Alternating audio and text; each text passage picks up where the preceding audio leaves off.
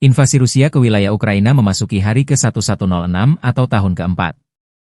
Militer Ukraina 5 Maret melansir, dalam 24 jam terakhir, total 108 kontak senjata terjadi di sepanjang garis depan. Pasukan rudal dan artileri Angkatan Pertahanan Ukraina menyerang 12 area konsentrasi personel musuh, senjata dan peralatan militer, depot amunisi, dan fasilitas Rusia penting lainnya. Di arah Kupiansk, Rusia melancarkan 3 serangan. Pasukan pertahanan menangkis serangan musuh di daerah Petropavlivka, Peschanie, dan Boguslavka. Di arah Pokrovski, pembela Ukraina menghentikan 17 serangan Rusia di pemukiman Promin, Lisivka, Serhiivka, Ulakli, Andriivka, dan Oleksiivka. Di arah Novopavlivke, pasukan pertahanan Ukraina menangkis 11 serangan musuh di wilayah pemukiman Konstantinopol dan Rozdolne.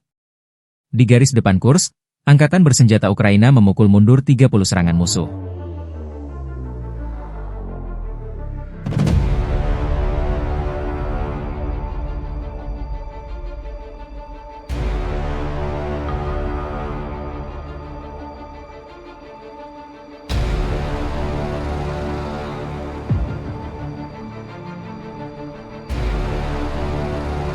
Download Tribun X sekarang, menghadirkan lokal menjadi Indonesia.